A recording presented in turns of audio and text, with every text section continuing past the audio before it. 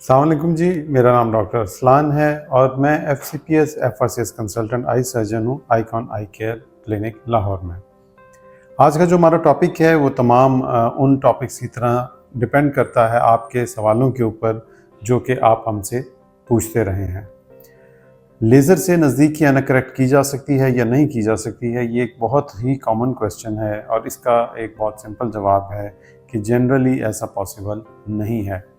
अगरचे कुछ ऐसी लेज़र्स मौजूद हैं जो कि हमें हेल्प करती हैं और उनकी मदद से हम नज़दीक के नंबर को किसी हद तक एडजस्ट कर सकते हैं, लेकिन ये बात याद रखिए कि इसकी कामयाबी का तनासुब दूर की ऐनक या जो नॉर्मल कॉर्नियल रिफ्रैक्टिव लेज़र है उससे बहुत कम है।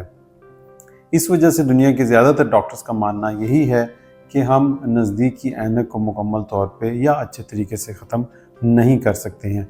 वक्ती तौर पे लेज़र के ज़रिए ये इफ़ेक्ट ज़रूर हासिल किया जा सकता है, लेकिन लॉन्ग टर्म में जो इसके रिज़ल्ट्स हैं वो आँख में उस तरीके से नहीं आते जिस तरीके से दूर की लेज़र मायोपिया, हाइपरमेट्रोपिया या एस्टिग्मेटिज़म को ख़त्म करने के लिए रिज़ल्ट्स देती है।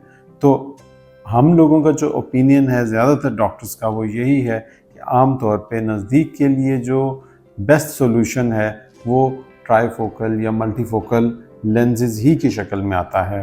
अगर आपको मोतिया है और आप सर्जरी के ज़रिए लेंस इम्प्लांट करवा रहे हैं तो उस सूरत में आप नज़दीक की नज़र को करेक्ट करने के लिए लेंस इस्तेमाल कर सकते हैं, या इससे पहले भी अगर आपकी आँख का नंबर बहुत ज़्यादा है या अगर ज़्यादा नहीं भी है और आपकी ख्वाहिश ये है कि आप दूर के साथ साथ नज़दीक की ऐनक भी हर हाल में रिमूव करवाना चाहते हैं, तो ऐसी सूरत में आप लेंसेज के ज़रिए इस टारगेट को अचीव कर सकते हैं। लेज़र के ज़रिए इसको जनरली अचीव करना को बहुत ज़्यादा अच्छा ऑप्शन नहीं है। ये चीज़ आपको बताना चाहता था मैं। आज के लिए इतना ही। Thank you. अल्लाह हाफ़िज़।